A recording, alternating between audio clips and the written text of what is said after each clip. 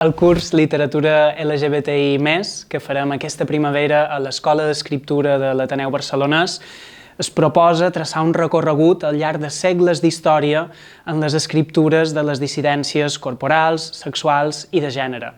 Començarem preguntant-nos per possibles i diversos orígens en diversos espais i localitzacions de la literatura universal i avançarem a través d'anys de prohibicions, de queixes, de timideses, fins a les eclosions del segle XX, dels anys 70 i l'actualitat. Serà un recorregut centrat sobretot en la literatura occidental, amb especial èmfasi també en la literatura catalana, que és la meva debilitat i el meu especial àmbit d'expertesa, i intentarem obrir lectures, obrir perspectives i altres maneres d'interpretar els llibres.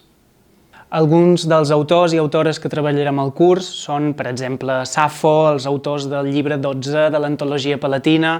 Passarem per Shakespeare, clàssics com Shakespeare, Virginia Woolf, clàssics catalans com Blai Bonet, Biel Mesquida o Maria Mercè Marçal, i també d'altres de llatinoamericans, com Reinaldo Arenas, Pedro Lemebel o l'espanyol Federico García Lorca. Serà una imatge a la diversitat, una finestra a les lectures que ens sorprenen, que ens fan més lliures i que ens conviden a descobrir encara altres llibres.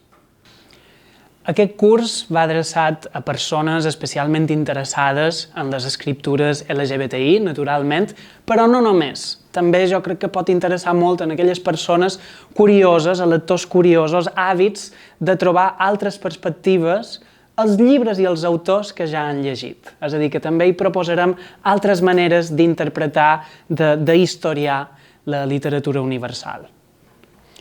Em costa molt triar un sol llibre de tots els que tractarem al llarg del curs, però si n'hi ha un que n'inspirarà l'esperit és Sota el signe del drac, de Maria Mercè Marçal, un recull de proses assagístiques sobre literatura que per mi va ser una autèntica revolució lectora. Em va fer llegir d'altres maneres autores de la literatura catalana i universal en clau de gènere i sexualitat, i no només.